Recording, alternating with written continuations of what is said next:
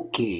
Vous connaissez la phrase de Jules César, aléa Jacques Taès, معناتها تهربت تهربت ولا تهلكت هلكت ولا العدو أمامكم والبحر وراءكم. يعني maintenant il faut y aller, il faut y aller. Et donc j'ai envie de finir cette série sur l'histoire de Tunisie. Et c'est une période que je connais bien, mais je vais parler de manière spontanée.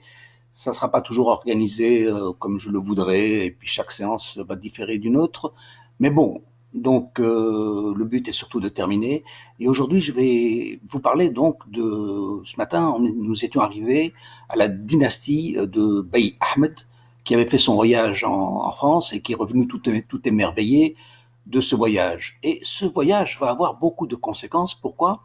Parce qu'il va vouloir développer son pays à l'équivalent des puissances industrielles de l'Europe. Je vous rappelle, nous sommes en pleine révolution industrielle, révolution économique qui avait commencé en Angleterre, en France. Donc il y a un dynamisme intellectuel, économique, industriel, etc.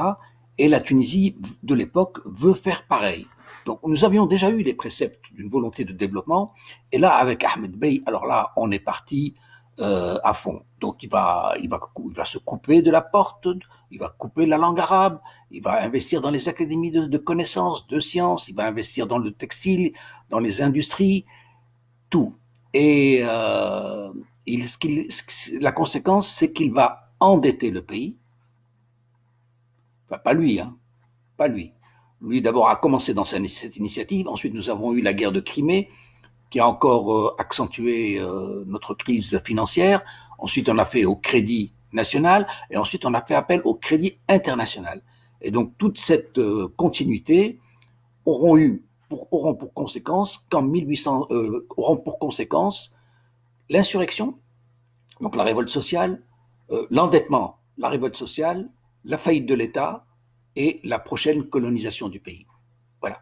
Donc c'est toute cette époque qui a des racines dans l'histoire de Tunisie. Et alors, en 1864, ou plutôt 1863, le pays est en faillite. Il ne peut plus payer. Il ne peut rien payer. Son armée n'est pas entretenue. Catastrophe. Et que fait le gouverneur, le souverain? Eh bien, il double les impôts. Il double les impôts. Vous savez, c'est comme un président très très moderne, c'est pareil. Notre pays se retrouve dans une situation de catastrophe. Et qu'est-ce qu'on fait? Ah ben, vous donnerez la moitié de votre salaire. Voilà. Puis, la moitié de votre salaire pour aider l'État et l'autre moitié pour aider les peuples opprimés. Mais en 1864, les gens n'étaient pas d'accord.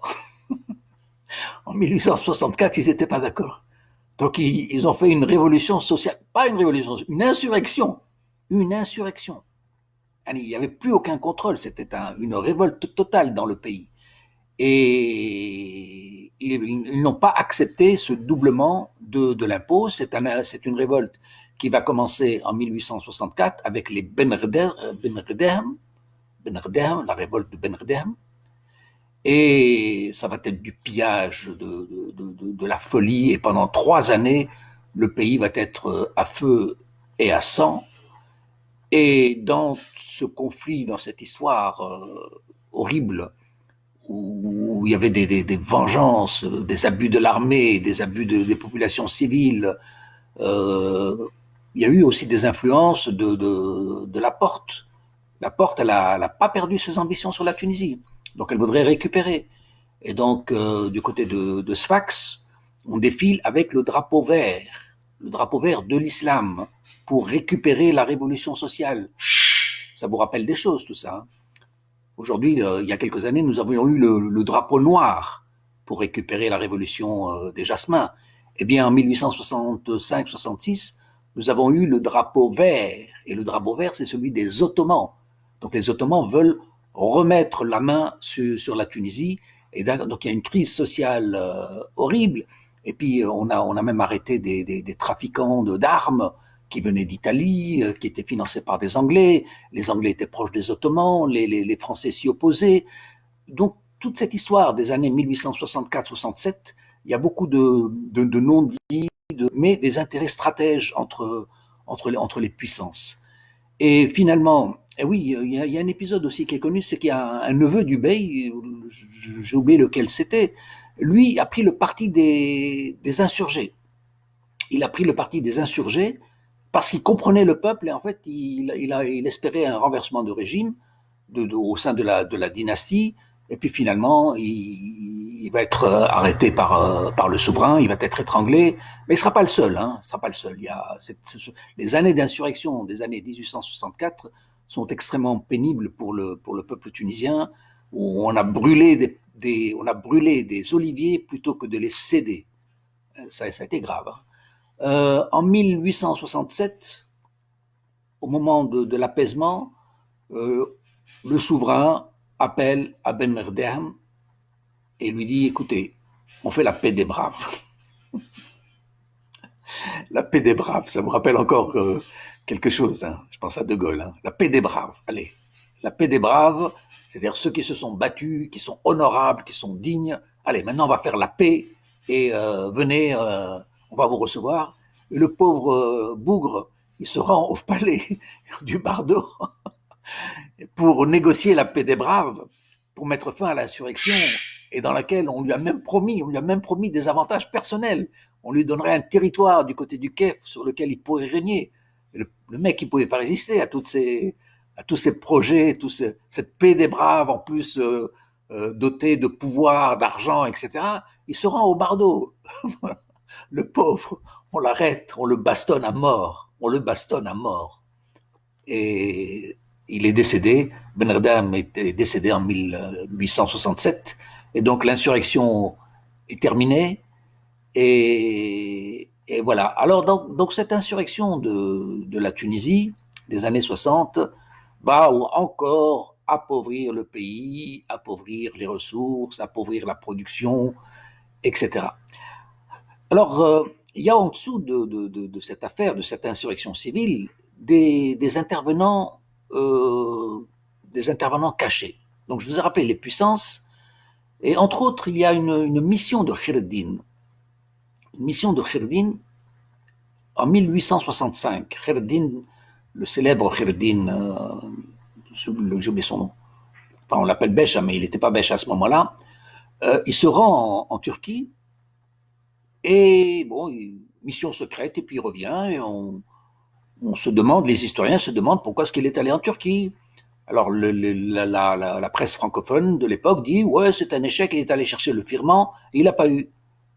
Non, il n'est pas allé chercher le firmament, il est allé chercher des soutiens de l'Empire ottoman, c'est-à-dire que nous vous avons aidé dans la guerre de Crimée, vous nous êtes quelque part redevables, nous sommes face à une guerre civile et il faut nous aider à remettre le calme. Et donc Khaireddin, à ce moment-là, c'est encore, d'ailleurs on l'a suspecté toujours, d'être disons, un proche du pouvoir ottoman.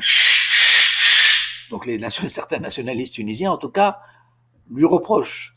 Bon, c'est une époque de sa vie, on peut croire qu'il était pro-ottoman, et ensuite on peut croire qu'il était pro-ottoman pour maintenir les équilibres, et puis on peut croire qu'il était pro-ottoman pour empêcher la France.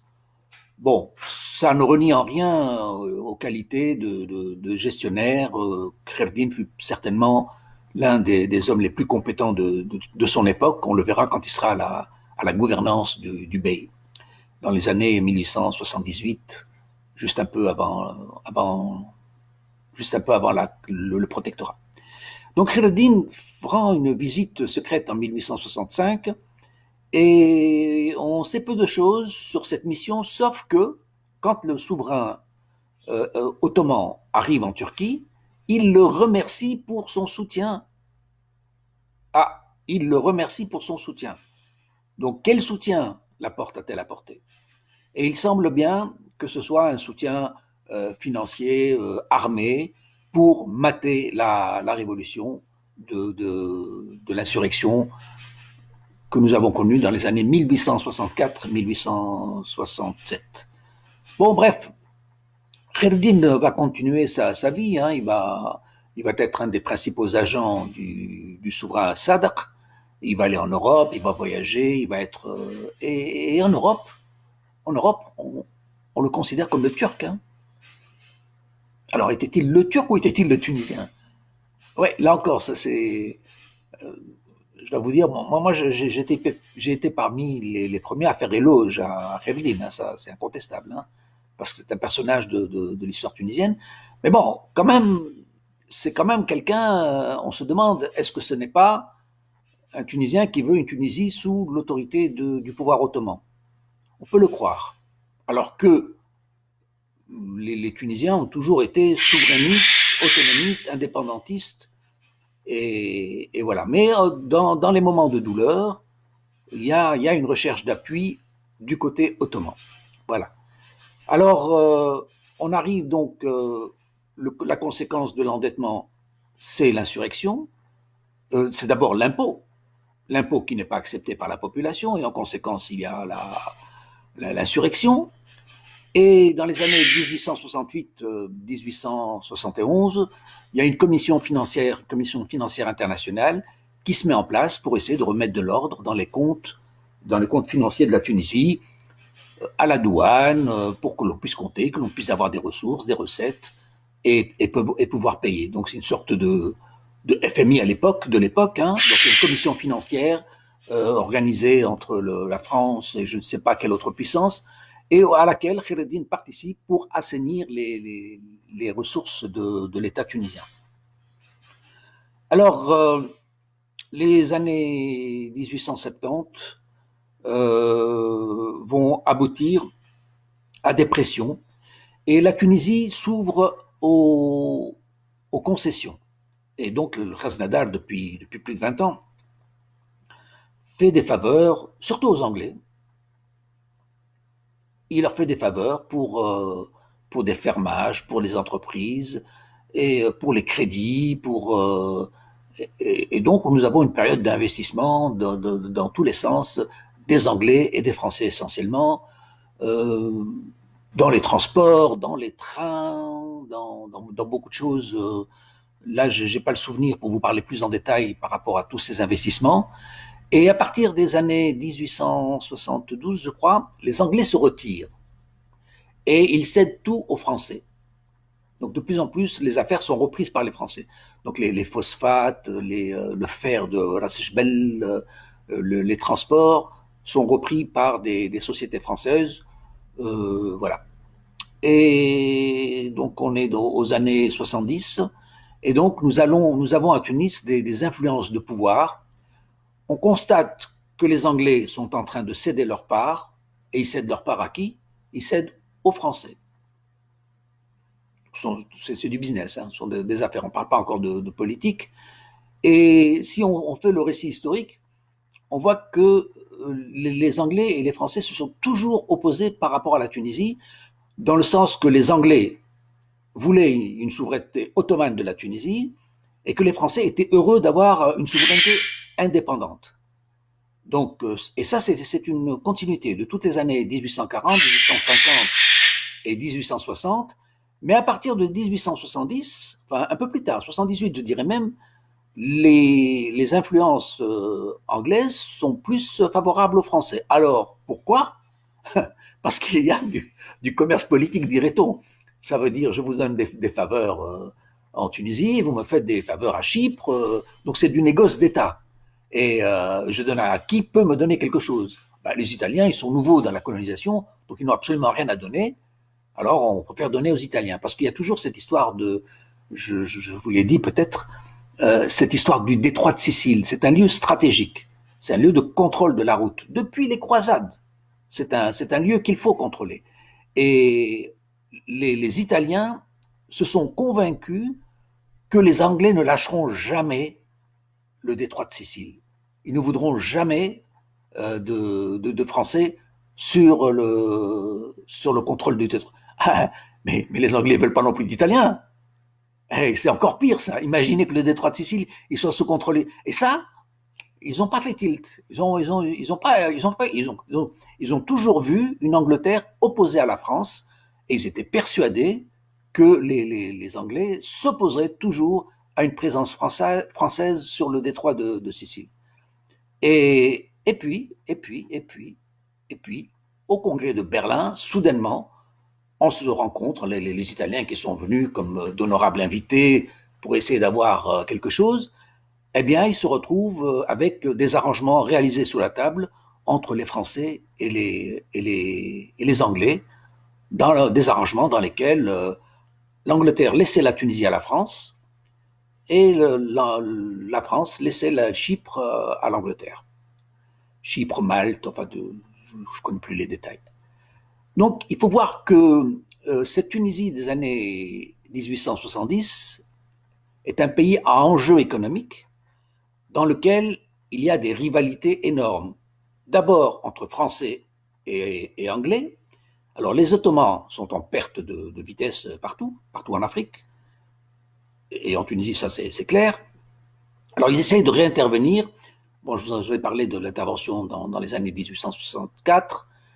Et puis, bon, des interventions sous-marines, des tentatives d'influence.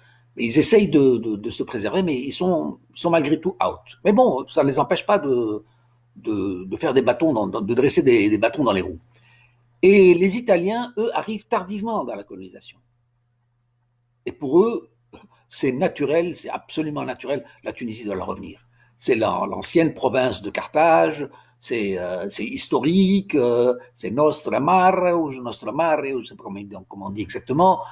C'est chez nous, la Tunisie, c'est rien à faire, c'est l'Ifriqiya, c'est Rome, pour eux c'est incontestable. Et il y a toute une culture pro-ifriqienne qui se développe, des traditions de commerce qui remontent à très longtemps. La langue même est très proche. Vous savez, le sicilien et le tunisois étaient des langues très très proches, le sarde, etc. Donc pour eux, c'était clair. Et dans toutes ces rivalités entre les puissances françaises et anglaises principalement, plus italiennes, avec des bâtons dans les roues des Italiens, il y a une puissance, une petite puissance qui cherche aussi à jouer un rôle. Et ça, on ne le sait pas, parce que personne ne le sait. En fait, c'est la Belgique. La Belgique a essayé d'avoir un petit quelque chose. Et vous savez, comme le détroit de Sicile est un lieu stratégique et qu'il empoisonne les relations de la France et de l'Italie et de l'Angleterre, et pourquoi pas mettre la Belgique comme zone tampon, vous voyez, une zone neutre, de puissance neutre entre l'Allemagne et la France, qu'on peut passer outre si l'on a envie, assez lourd. Et donc, cette stratégie, les Belges, ben oui, j'ai trouvé ça dans un document d'archives extraordinaire, où dans lequel il y a un projet de colonisation de la Tunisie par la Belgique, et on fait une étude pour voir d'abord les intérêts économiques, etc. Et ensuite, on développe l'idée sur un plan stratège politique. Mais bon, ça ne marchera pas. Au congrès de Berlin de 1878, je crois, la Belgique ne parviendra pas à obtenir la Tunisie parce que déjà l'arrangement a été fait sous la table entre Français et Anglais, mais cette tactique va se pratiquer en Afrique australe entre les rivalités françaises et anglaises, entre vous voyez la carte de l'Afrique, ouais, et donc entre les puissances en plus néerlandaises, je crois, assez lourd. Donc là, la Belgique a obtenu le Congo, qui devait être une zone tampon et qui a eu son intérêt stratégique. Donc la tactique qui ne marchera pas pour la Tunisie, eh bien, marchera pour le Congo lorsque la Belgique gagnera le Congo. Voilà.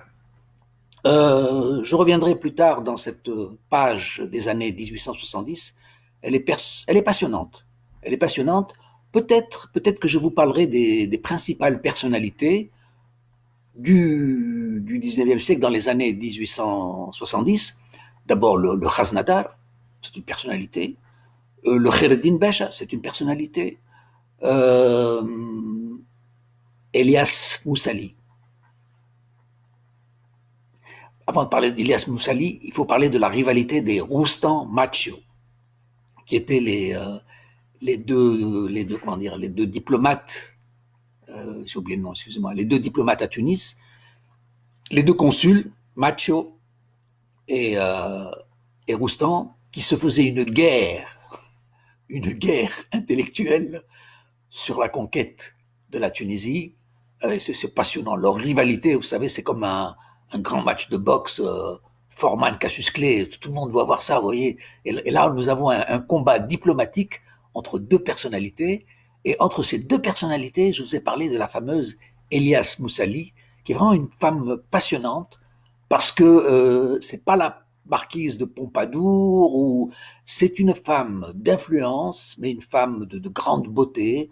C'est une femme qui a tenu un conseil politique où tous les hommes venaient partager leurs idées sur l'évolution du monde, etc. Donc, elle a fait un salon de débat politique tout en étant une femme magnifiquement belle et charmante. Et bon, elle vaut le récit qui est assez méconnu aussi dans le récit de Madame Elias Moussali, qui était d'origine génoise. De son vrai nom, c'est Giulia Traverso, qui a épousé Monsieur Moussali et qui est donc qui était dans les affaires politiques, qui a vécu à Tunis jusqu'aux années 1910 où elle est décédée. Et donc c'est une part de notre patrimoine. C'est comme notre Pompadour, comme je disais, comme notre Wassila Ben Ammar.